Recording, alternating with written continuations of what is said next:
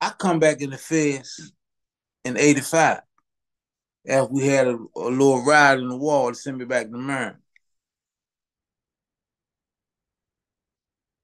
I get transferred to Terry Hunt in '86 in a war jump dog between the young homies and they beat Ralph Gambino with a golf club on the yard, and the whites said, "Man, we gotta retaliate." So me, Ike Pendergrass, Ill England Bay, all the homies there. I said, shout out to Big Ike. Yeah, so Ike, all me, Ike be together every day, and so they going back and forth. So the leader of the ABs there knew me from Maryland, and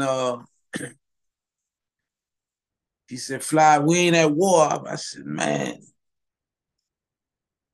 whatever happened to my homies, we with them. We ain't taking no more losses." So I said, Ed, Tommy Dixon, Ill, and me and Lord Rick, we on one side, Ike and them on the other side. So every morning we go work out on the yard. I said, everybody keep two people with you. Don't nobody be left alone. I come in from the yard. I told Rick, I said, let me go up here and take this wet sweat clothes off. I go up in my room, take the sweat clothes off. I'm coming down the steps. One of them hit me in the back, tried to hit me in my neck, hit me in my back. I turned around, uppercut, knocked him down. He got the joint tied on his wrist. I couldn't get it off. Other dude hit me with a pipe. Dude named Dickie out of Texas ran out the TV room with an ashtray and hit the dude in the head. I want to make a point. That's another instance where it wasn't DC and white, it was black and white. Right, black and white. So I go back up in my room to pass myself up. So one of the homies in there seen it and screamed. Instead of coming to help me, he panicked and screamed and ran down and told the lieutenant, "Man, they just hit my homie." So when he run down, the lieutenant run down there, I got my shirt and stuff on. So he said, you bleeding? I said, "Nah." He said, "Turn around." But blood dripping down on the floor. So he tried to hit his panic button. I grabbed his hand because I want to get back, man. I said, "You better not call for no help." So they come get me, put me in the van, and drove me to Maryland and put the two white boys in the county jail. Took them out of prison and put them in and locked the joint down. So like Fort Worth. Forthwith, they said they just hit the leader of DC. Hey, they ain't even passed me up. They put me in the van, drove me straight to Maryland. So they send the white boys to the county jail and send them to state joints while I'm in Maryland. You hear me? So they put me next to Naughty. When I get back to Maryland, I tell Naughty and then what happened to Kaka and them. So I got Kenneth Monday. He said, "Man, we gonna file something to the court. Say you got hit. You need because you're a DC prison anyhow. You don't supposed to be in space. You got DC code." So we come up with a plan to use the mental health to get back to DC. I go to Springfield. Kenneth Money give me a lawyer in Missouri to file for me. I come back to Lorton in '88. The first person I called was Eddie. I said, "Man, what's up? They just killed D. What happened?" So he tell me why they killed Diablo, how it happened, who did it, and, you know, because Eddie had just came home. You know what I mean? So I'm traumatized all over, man, because they just killed my best friend, man. They just killed Diablo, man. So, Eddie said, "Man, you back on this end now. So Eddie and everybody taking care of me, you know what I mean? And I came back in '88. And How was that for you to come back to Lorton after all your experience in the federal system? What was that like? what it was like when I'm back home, but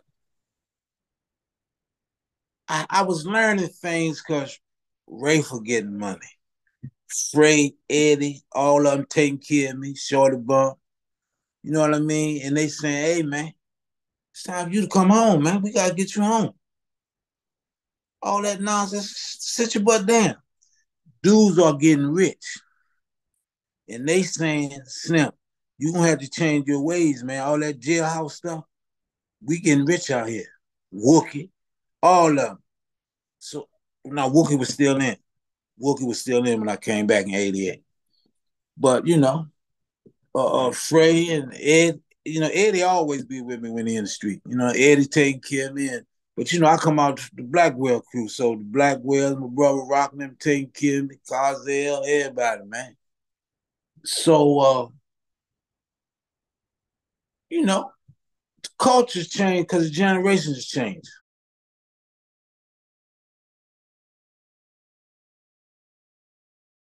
I had a little money, but I never had no real money. You know what I mean? Cause these dudes is rich, man, and they got high powered lawyers, and you know what I mean. They got connections in the courts and connections in the BOPs, and man, these dudes is moving. So they say you gonna have to change your mindset and start thinking about coming home because we got to get you out of there. You know what I mean? So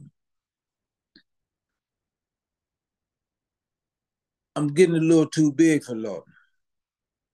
So once they see how I'm organizing, because I'm taking all my lessons from the 70s and what I've been through, but I got some good youngsters in Lorton that's saying, Snip, this is how it go. This is how we do stuff in the street. You know what I mean? So I'm doing little things, man, to provide, for the family, the kids and stuff. But people taking care of them because I ain't doing that. You know what I mean? I just got people on the street giving me money, taking care of me because I don't know nothing about that hustling stuff. You know what I mean? So it took them 3 years no, 2 years to let. This is what they did, This is important. My number one nemesis, who sent me to the feds in '85. I left your father in them. He done moved up, and he hate me, white dude. Because when I turned pro in '81, he's told people, "Why y'all supporting this dude? And he got all this time. This is a white dude. He ain't come up through the ranks in Lorton. He wound up being an executive assistant and got promotion by being a butt kisser.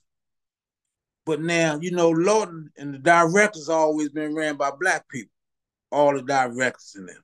So once I turned pro, this dude was on my case, So when I got stabbed, when I caught the body in the wall, he tried to get me back in the Marine.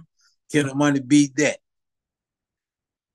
Come back, '88, he moved up. He said, we got to get rid of this dude, man. So when I took over the boxing team, before that, remember they sent me over Aquan, wouldn't let me out, put me in that first set. From '88 to '90, they got me in the wall, won't let me out. And they using Diablo's death for a reason not to let me out. Because they say I'm going to get back time. So they sent me over Aquan, put me in the first cell, and they said the administration said, nah, he can't come out here. They sent me back to the wall. So they sent me to CB3. Me and Peachtree, Billy had all us over there. So I changed the whole dynamic of how I wanted this joint ran. And they called it the House of Pain because I ran that joint so bad when people used to catch cases, the administration say, we will send you over there with fly. Man, don't send me over there because you might come in there and might not come out. Okay. So what happened was, brother, I have police that was so overwhelmed about being around me And I never ate kitchen food. You know what I mean? I made another baby, my youngest daughter. You know what I mean? And this is we gonna get in that one day. We talk about the House of Pain when they wrote that joint about God's inmates and visitors. You know what I mean? To give people the impression. You know what I mean? My youngest daughter was made by an inmate, a female inmate, named Antoinette Queen, who everyone got a daughter by. So what happened was they made a female section of Lorton over minimum securities. You got the men on this side and the women on this side. Then they had a co-ed block in DC jail. When the women used to catch shots down Lorton, they sent them up to jail. Or if the women in Southeast 1 and Southwest 1 catch shots, they put them around in the co-ed block. So in 1990, the same dude I told you my nemesis, the guy who did that to Diablo, he was going in a halfway house. And he told the administration that he was scared that if he go to the halfway house, I might get on the phone and let people know he's just coming in the city. So they said I had a pistol in the block. So they said, send him up DC jail and put him in the co-ed Lorton block. So they got me, Joe Sweat, Cornell Thomas, all us in the side with the Lorton recommission and administrative tension, and they got the women on the other side. So what happened, y'all? A lot of my buddies over there, man, women that knew me from the visiting hall and was over there. So when she heard I was up there, but I'm mad at y'all. I just left Lorton. I just left Michael Hyde and everybody. So I left all my jewelry and all my clothes and stuff because they got me up there on investigation for the pistol. So my partner Joe Sweat said, he come out going to the gym and holler through the door, say, Antoinette, fly up here, look upstairs, you can see him at the door. Man, they over there hollering and screaming. You know I think I'm famous. You know I think I'm celebrity. So Antoinette Queen came up there. I burned that thing up. So I burned her up, right? Then I get another female. So I'm having my waist now. You know what I mean? So from July to October, I'm up to jail in the co-ed block. I go back to Lorton in October and put me back in CB3, the Blue Room. You hear me, y'all? So now, what happened after that was my daughter got murdered. When my daughter got killed,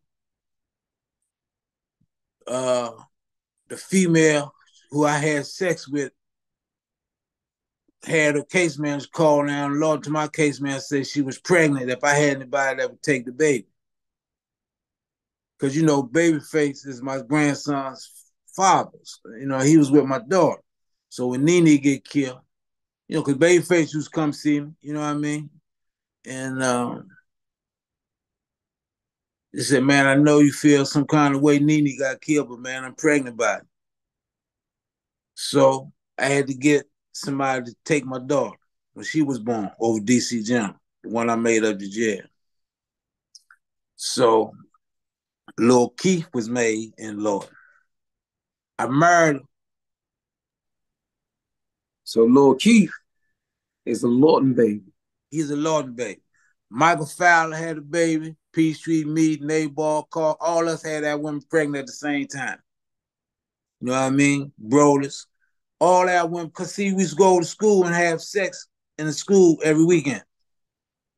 You know my mind worked like a computer. Let me tap in 1 second for something. Cause I don't want no type of I don't want us responding to no rumors and allegations, but you just tapped in on something that I want to go into later. So we don't even have to go deep into that. That already kills and debunks the myth when the person says, from not knowing, he was having sex with inmates. We done already cleared the fact that these are female inmates. Yeah. You already Not cleared only the that, fact that you had kid. He said people. So a guy that was slandering you said such and such and such about him having sex with people all over the prison. How many kids do you have, Fly? I made 5 children in Lorton, 2 miscarriages, and I got 3 that was still living from Lorton. Uh, when they said I was having sex with inmates, that came out at my trial on the stand, but the government tried to smear it by saying inmates instead of clarifying, because it came out on the stand in trial that I made babies by a female inmate when we was in the co-ed block.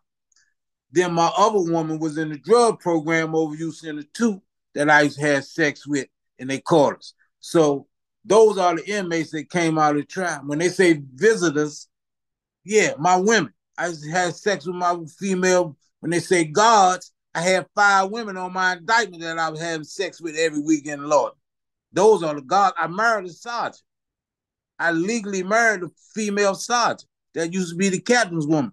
So when the government did the House of Pain, they was interviewed when they said he was having sex with inmates, visitors, and guards, instead of saying uh uh he had a child by a female inmate while he was in Lorton, they just throw it out there to make somebody say, damn, he having sex with guards, like men guards, or female, or like men inmates, instead of clarifying what came out at the trial. You know what I mean? But you know how the government do. And then you know how suckers do. They're going to run with something if they see it. Let me ask you something. It's gonna be off topic, but let's stay on topic. So we only gonna deal with it for a moment. I thought about something. You know my homie Benny Lee Lawson? Yeah. I'm not gonna confirm or deny this. We just gonna say what came out rumor wise, right? Did you hear the rumors that the Fed said he was hot? Yeah. Would that equate to what you saying the games that the Feds play to smear people? Sure do. That's how they operate. All right, so I ain't gonna go into what he did about it. I'm gonna say that for a later conversation. But for younger dudes, they might not understand. They think you're just talking jazz. The Feds will smear you to divide and conquer, and it's as old as Machiavelli. But they told 2 of the dudes who testified against me that I was telling, and they might as well come on and tell on me because I'm giving them up. That came out of the trial. The dude, Michael Dobbins, he said that he was testifying because of the FBI that got me, Ken Gray, Tommy Elan, and my son Toby. He's so vicious. That's the game, like you said, they play Machiavelli. He told my lawyer, say, why are you up here testifying to this dude and you supposed to love him? He said, because they said he was telling on me. So I said, if he telling on me, I'm going to tell on him. How many kids did you have before you went to prison? 3. And how many kids do you have altogether again? 5. So you had 2 children while in custody. I made 3 since I've been in. 3. All right. Because 2 died. I had 5 altogether, 2 miscarriages, and I got 3 that's still living. So I got 5. I got Right. Keisha, Fran, and my son Melvin, and my other son. All right, boom. We covered that. I'm gonna do Right. it in steps. All right. They say you made almost $1 million in prison, bro. Is that real or is that false? They said I made 4 million. Excuse me. you know, the government is so vicious, man. I'm naive about the law. They use drug laws and mandatory sentences to get people. And because they said I was linked up with big drug boys, and it came out of the trial that they said certain major dealers in the city were supplying me and taking care of me. The courts used this to give me life with no parole. And they used mandatory drug laws and gave me that sentence because they said I was running a multi-million-dollar drug ring from my cell. in CB3, the House of Pain. And they said I had staff working for me, police, wardens, captains, But I got life because of my ego, bro. You know what I mean? I didn't get life because I was a drug dealer. You know what I mean? I might have been affiliated with people on the street that had names, but I got life because I had too much power in prison. And I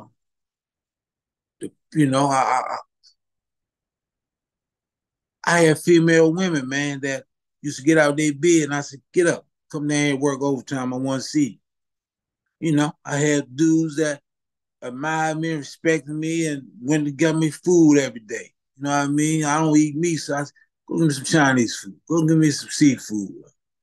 Give me a bottle of 151 proof rum. Give me, you know what I mean? Give me some gin and juice. You know what I mean? Vodka.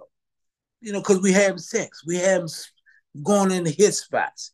And the more signs have every weekend we take our women to the more signs to the meetings and we had sex. You know what I mean?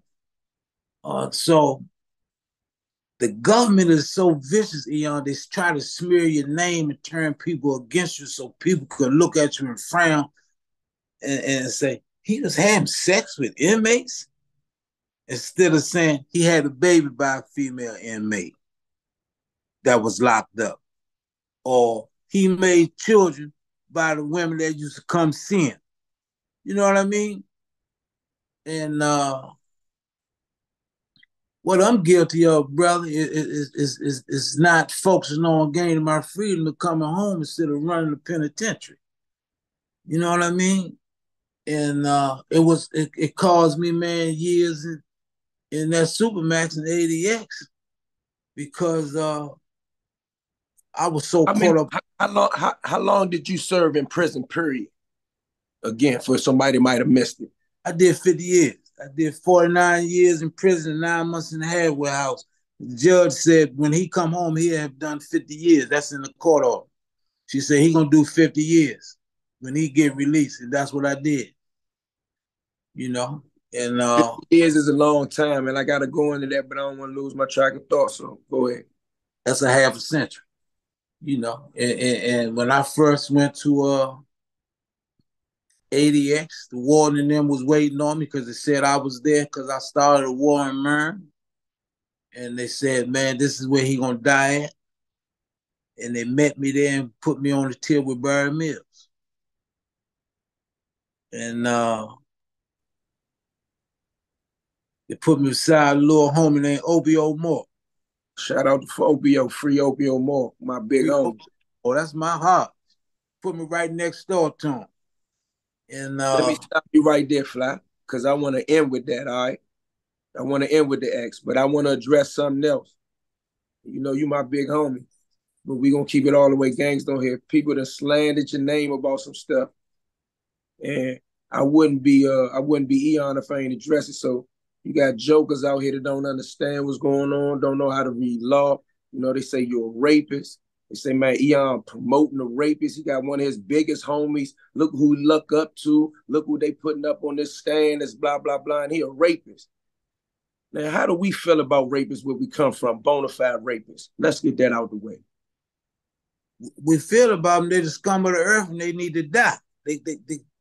A rapist is no good, man, because we got mothers, sisters, daughters, and aunts and uncles. I mean, grandparents.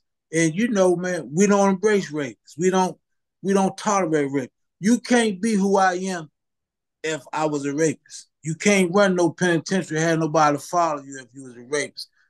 Everybody that come up with me was in Lorton with me during the time of my trial that came to court for me. You had Tyrone Pitts, Leroy Haverhill, Black Pop Evans Bate, Chase Bate. All these dudes come up to testify for us at the trial because they knew everybody that was testifying. Man, you go on the caper,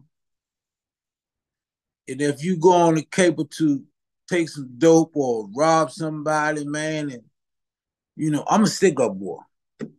That's my profession. I loved it. And if you got different dudes you stick up with, you got some dudes, man, that know that profession, like dudes that know that how to sell dope. You know what I mean? You got some dudes that's killing machines, not.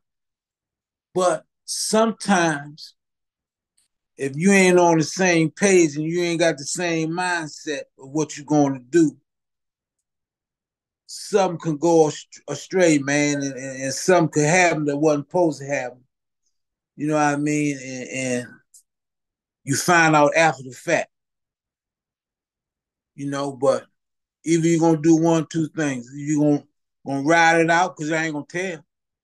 You know what I mean? Suffer the consequences, man, or but if I could have been in control, or if I would have knew, you know what I mean, what was gonna happen, it wouldn't have never happened. You know what I mean? Because that wasn't part of the game plan. Game plan, man, was going there, take this dope, take this money, and get up out of there.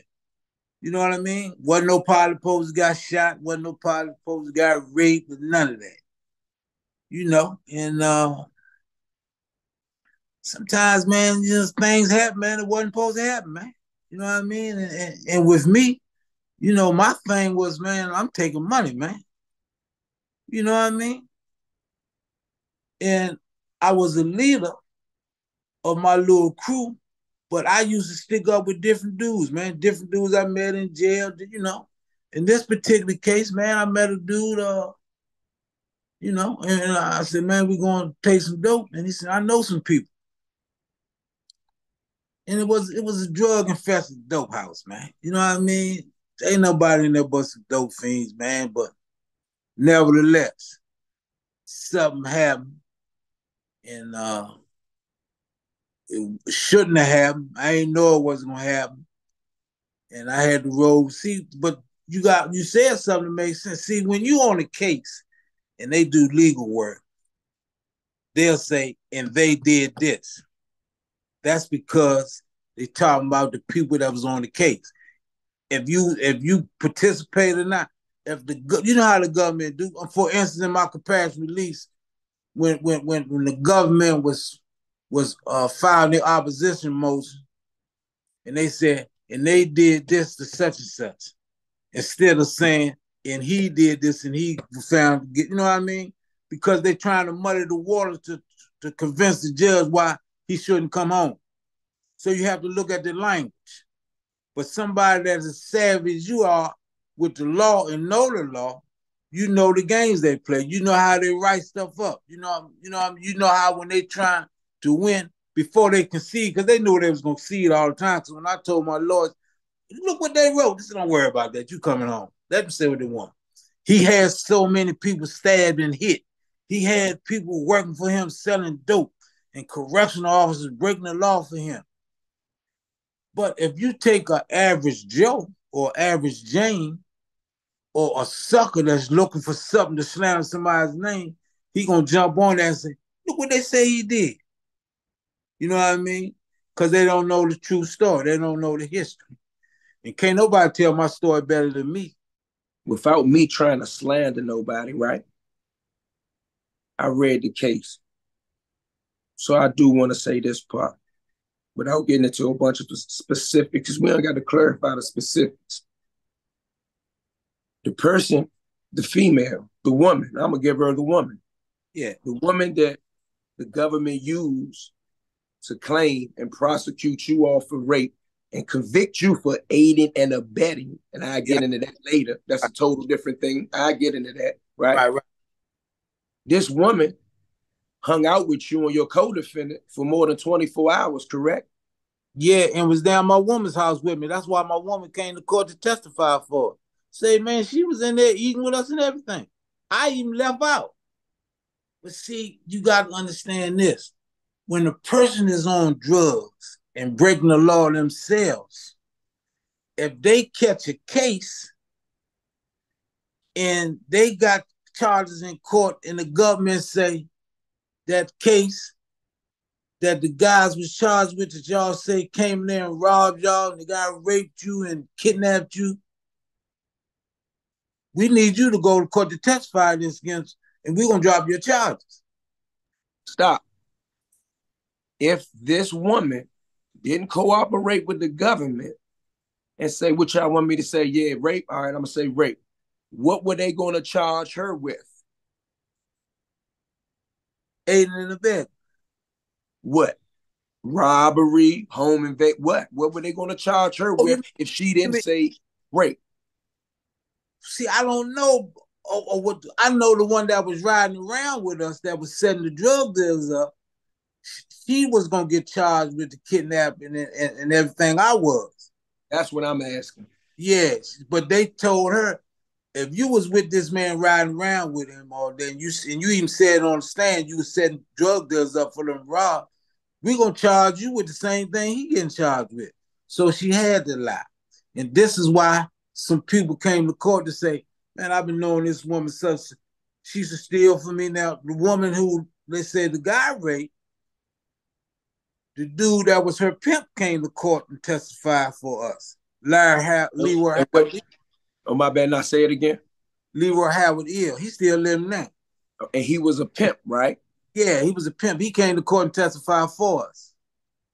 And what was the purpose of his testimony? Like when the defense put a witness up there, they put a witness up there to tell the jury something. What was the purpose of that witness in your defense?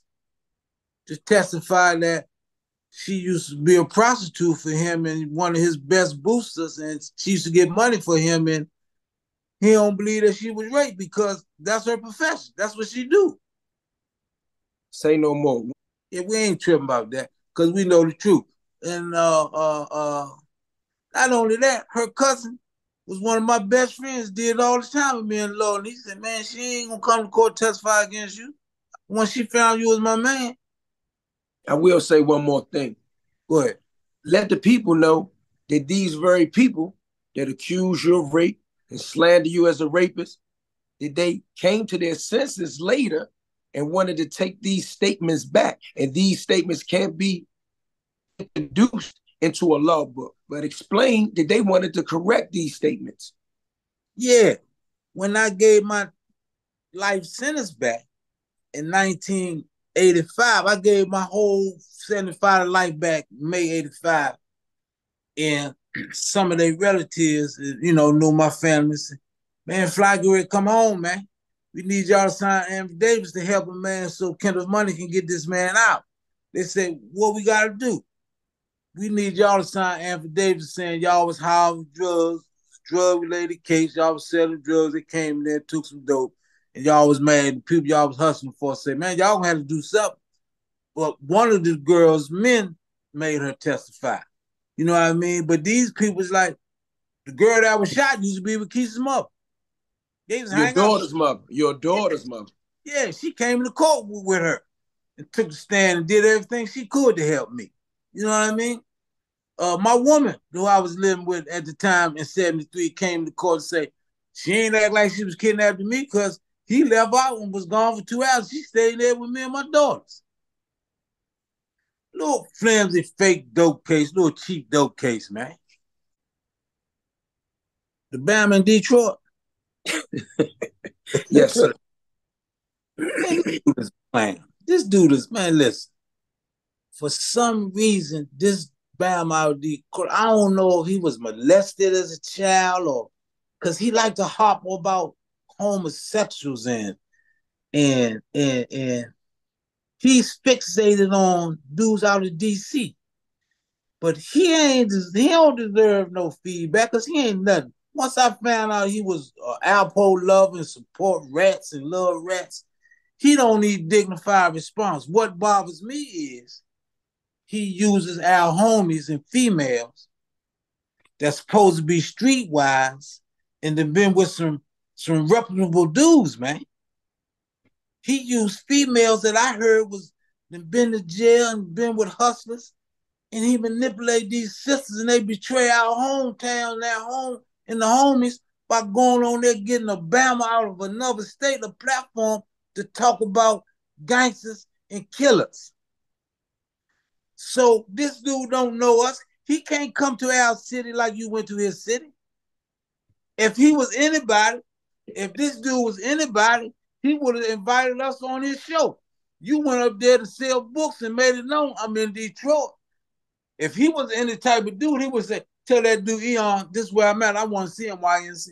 The dude ain't got no heart. He ain't nobody. He's a clown. He's a rat lover. Anytime you got a rat sympathizer that sympathize with rats, he worse than a rat.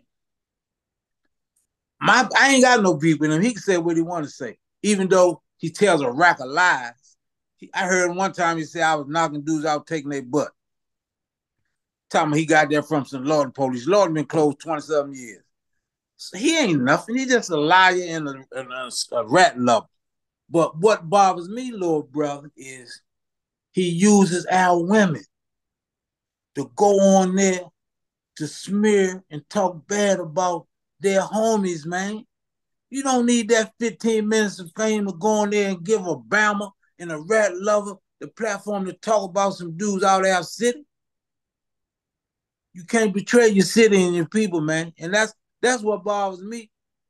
You know, and two of the women that I seen went on there was affiliated with some cold-blooded men. You know what I mean? And they was manipulated and misused, man. You don't betray your city, man. Especially if you streetwise and been to jail yourself. You know how it go. Irregardless of who you mad at, you don't go on there and give a platform to Obama about your homies. You see my point? That's what bothers me. I don't care nothing about what that rat say. You know what I mean? He's a rat, a coward, a clown, and somebody, man, if he was been in Lorton, he would have went straight to PC. And they would have got him on PC. Because dudes like him get it every day. He ain't nothing. You know what I mean? He ain't nothing. He's a hater. I heard him say something about how I get home with all them life sentences. Why he worry about how I got in the street? He's talking like a government official. He live in another state. Why he worried about DC dudes? Why he worried about you that people come on there talk about your mother and your father, slander your name? Man, that ain't, gangsters don't do that. What type of, who did he come from? Where he at? What type of dude like that would have a platform? I don't know what type of people follow this dude, man. But everybody in our town and all the dudes that I know is gangsters and men who name and mention, they say, man, that clown ain't nothing. We ain't thinking about that clown. You know what I mean? But what he's doing is he's using some women in our city, and that bothers me, man. That hurts me, man. You know what I mean? Because they giving a outsider and an out of towner a platform to talk about some good dudes in this town that got good reputations and names, man. So that's all I want to say about that, Bam. He did what he did. Doing. This time last year, I was in the cell in 80 at Supermax. Now I'm on the grounds of Lorton, my old stomping ground, where I was raised up.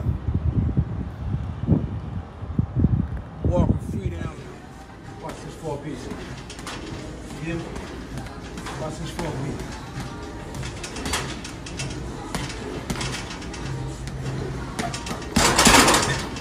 See it? Can't do that.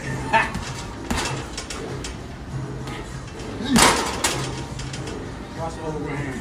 Watch the overhand. Looks like full speed.